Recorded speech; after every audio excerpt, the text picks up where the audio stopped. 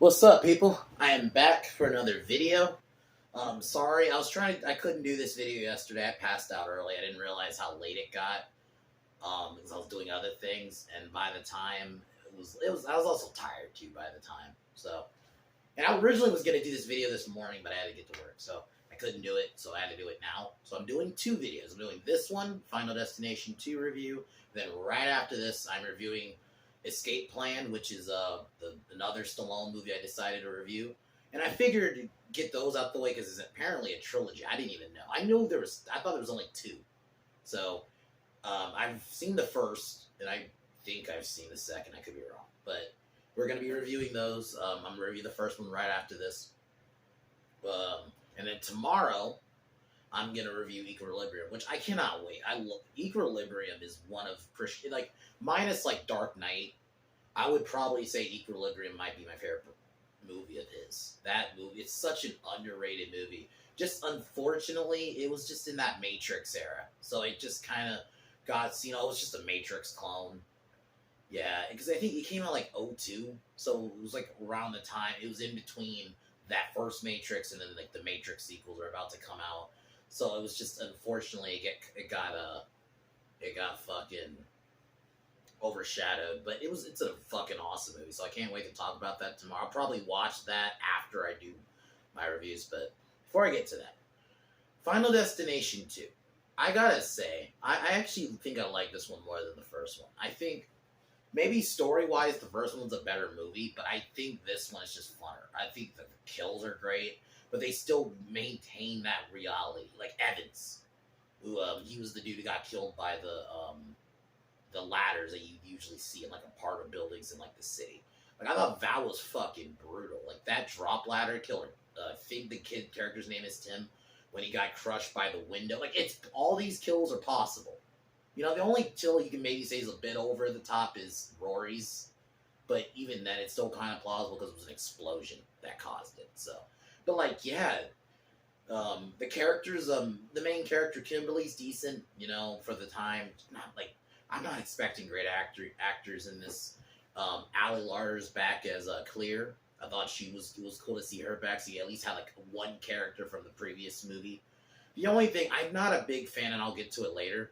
They kill her in the end. I'm not a big fan. I would have at least had her survive this one, but I get it. Maybe they felt like it would have been too unrealistic if she survived two movies, and maybe that's what they were going for. But anyway, I had fun with this movie. If you like Final Destination 1, I would watch it. 3 is pretty good from what I remember, but yeah, the later ones I think, because I didn't watch 5, but I did see the kills from it. I think the problem with the later ones is the kills. As much as I love over-the-top kills, I do think they lose that realism of what those first two had. Maybe 3 a bit too. But, yeah. But, yeah, let's get started. So pretty much the premise is kind of like the first one. Kimberly's going out with her friends to Florida, but she has a premonition of a big pileup. And a lot of things I think most people remember from this movie is the scene where the cop gets wrecked by the logs, which, even though it's a premonition, is still pretty brutal. That whole pileup scene in general is fucking crazy. So, but then yeah, they basically got to try to solve it. It's kind of, you know, and them and the survivors of that event have to try to survive Death's plan. It's essentially the one thing about these movies. You can honestly, like I mentioned last time, you can do these movies theoretically. You can do it forever. There's no main character. There's no real lore besides, oh yeah, these events happen, and that's it. And the way they do connect this one to the first one with the Flight 180 and how all these survivors were all affected, I thought that was actually really good. I thought that was probably my favorite scene, minus some of the kills in the entire movie. But besides that, we'll get to that. But let's get started here.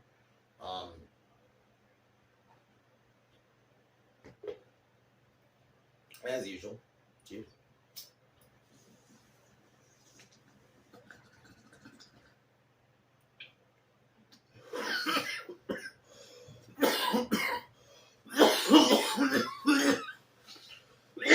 Movie opens up.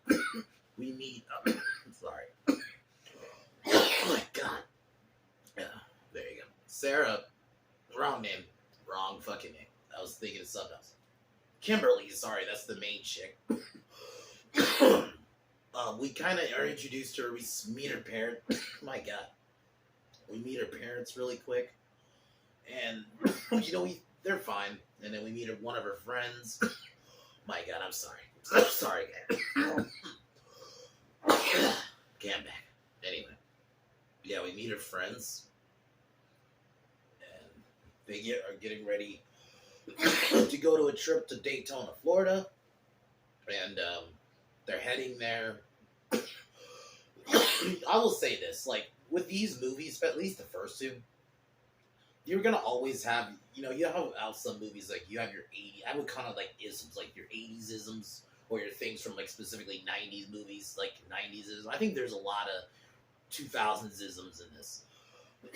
That doesn't bother me, though. Stuff like that, like, that's fine. Sometimes it's just fun to make fun of, like, dude, there's a kid in a Limp Bizkit shirt later in the movie.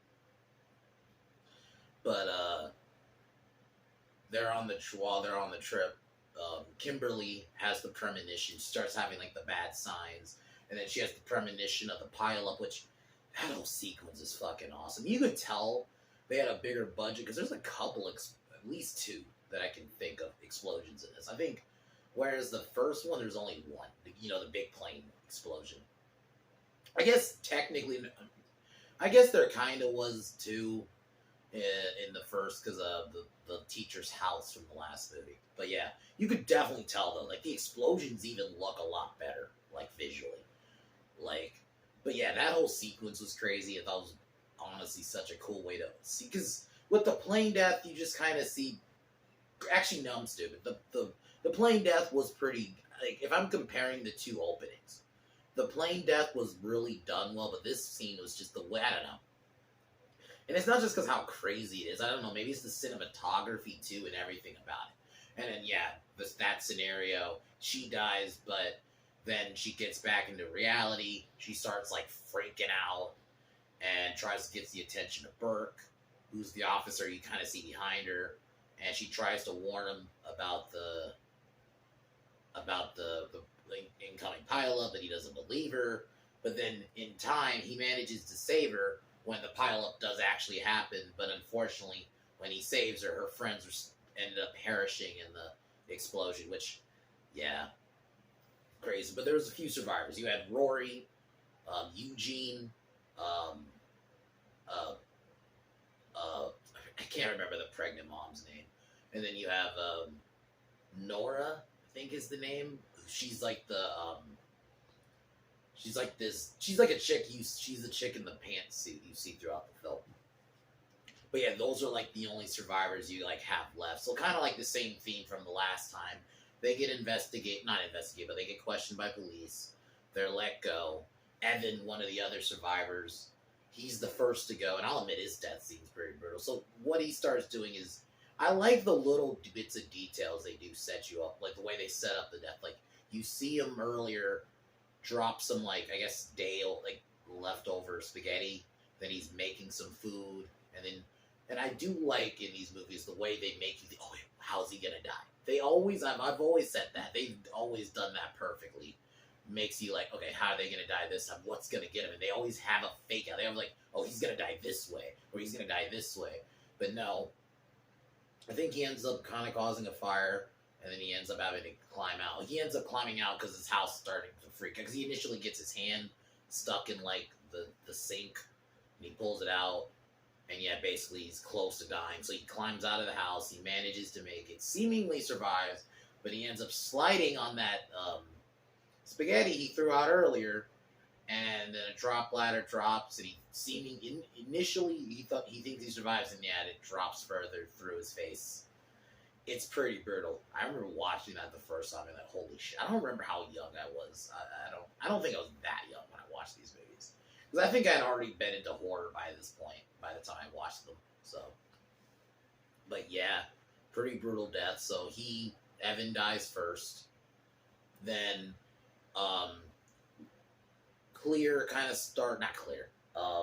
Kimberly starts kind of looking into him, and she finds Clear Rivers who's now like at some institution, She tries to confront Clear and asks her about everything. This is where we get the reveal that Alex had died in the last movie, or in between movies, because he got killed by a brick. And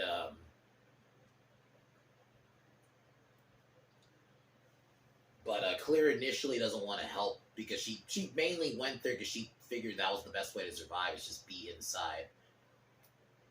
So yeah, she initially refuses, but then yeah, she eventually shows up later. They start working with Burke to track down all the basically survivors.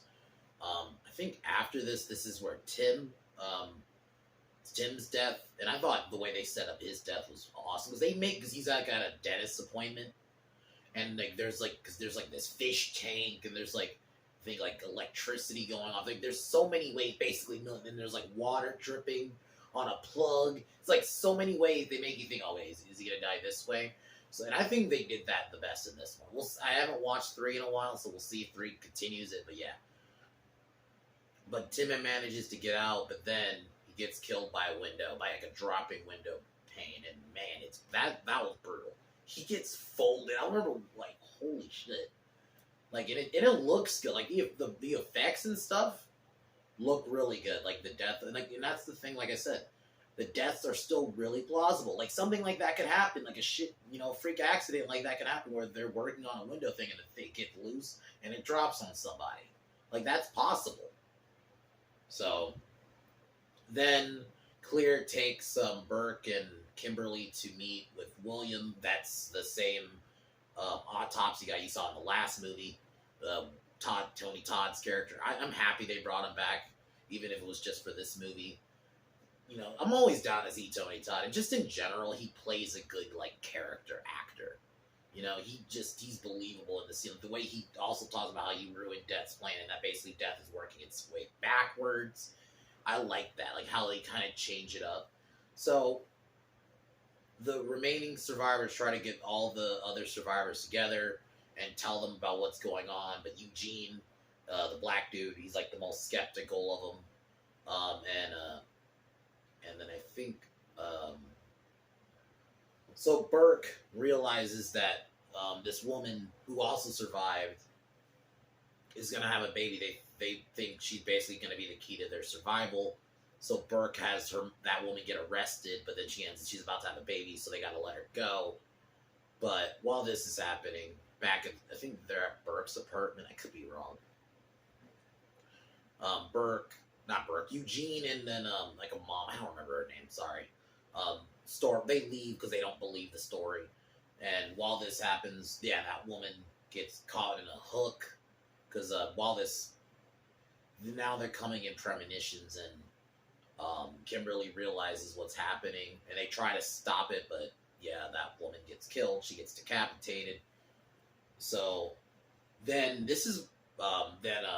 Eugene he steals Burke's gun, tries to kill himself, but it won't let him. And they find out that the gun was loaded. All the chambers were loaded. And Death wouldn't allow, and he also mentioned that he's not next to die.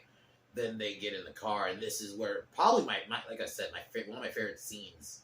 The way they connected to the last movie and talking about how that whole Flight 180 affected all their lives, and how they all mentioned the moments they were supposed to die, and and it was done so well. And the way they tied it, like I mentioned, back to the first movie, it makes sense, but it's also done the way where it's believable.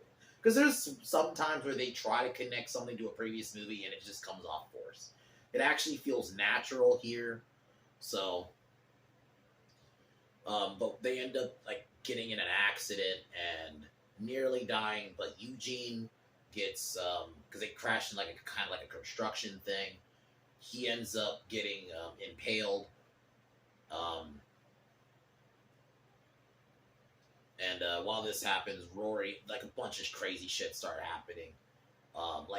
Nora nearly dies because her car, her seat got one of the pipes penetrated the seat, so she nearly died. But then, yeah, Rory saves a kid. But then, yeah, Nora's unfortunately stuck because she was like a piece of wood or something stuck.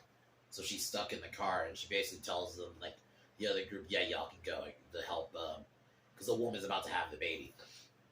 So they got to make sure she has the baby.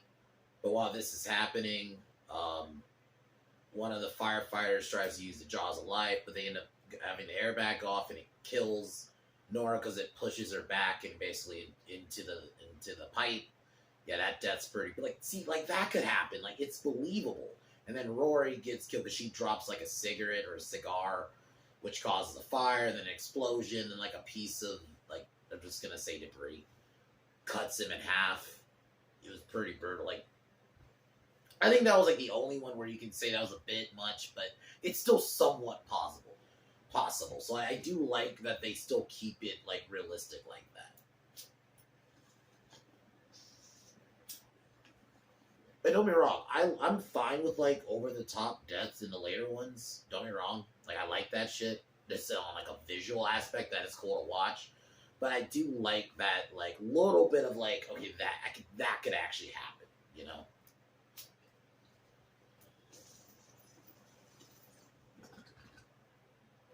So clear Kimberly and Burt to the hospital.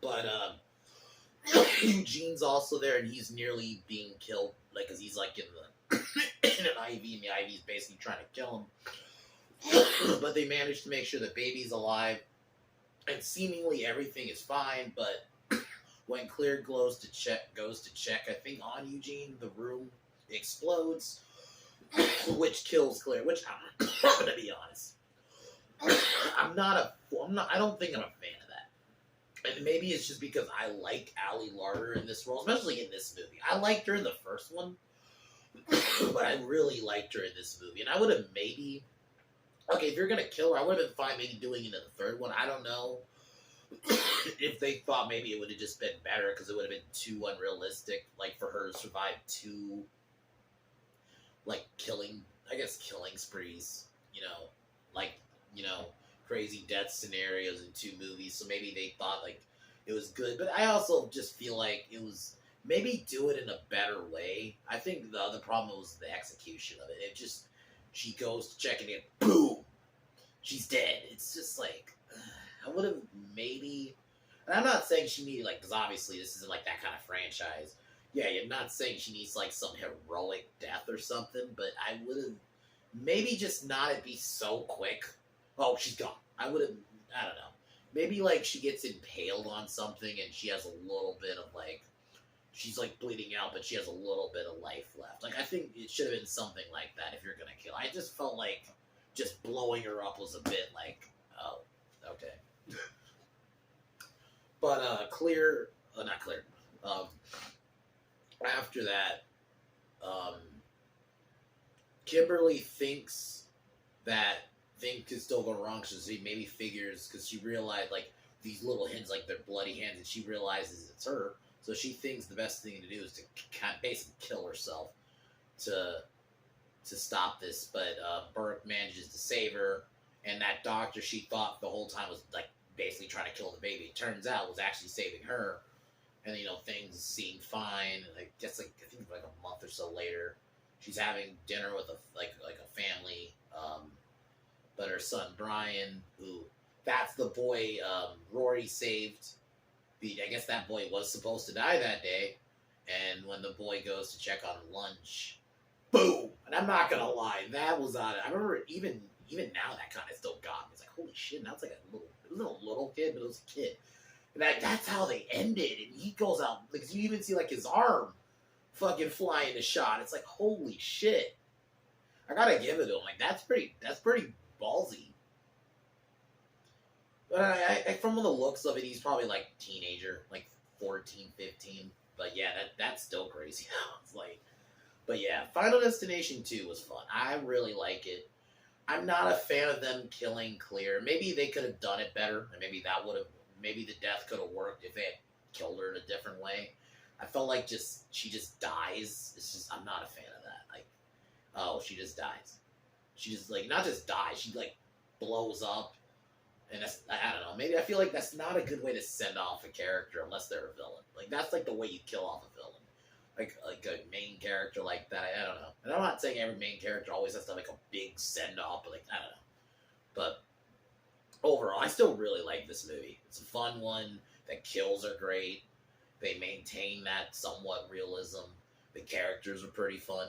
I always that scene where they're going like how Flight 180 and how that was all connected and how they all survived and nearly survived death, and I love that scene. So, and it's only like an hour and a half. It's not a long movie. Like the first one, you just want a couple of kills. Watch some people die for about an hour and a half. Watch Final Destination. Don't come I think actually these first two have actually had solid characters. I don't really remember 3 had good characters. You remember Mary Elizabeth Winstead being in it, but I don't really remember if I like the characters or not. But the characters in these first two have been pretty solid. So, but yeah, guys, I give this one an 8 out of 10. I'm interested to see how Final Destination 3 goes. I know that was the one that made me not want to go on roller coasters for a while. And I'm not one who's like, I'm scared of roller coasters, but holy shit, that opening roller coaster scene does make you like, little hesitant on roller coasters. And even like the tanning bed scene is pretty brutal too. Like there's a couple, I do remember some of the kills, but yeah. But we'll see about that. That'll be next Tuesday, for sure Tuesday. If anything, I might just try to do it earlier in the day or something, but yeah. So right after this, I will be reviewing Escape Plan. I really enjoyed that.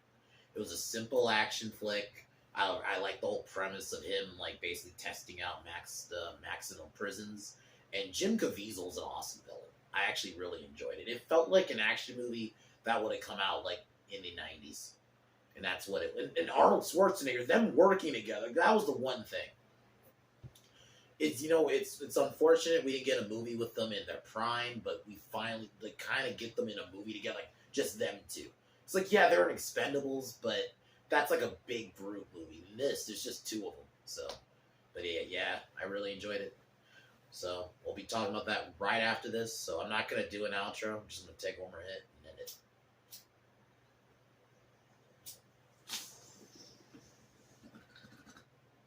But yeah, talk to you guys in a second here.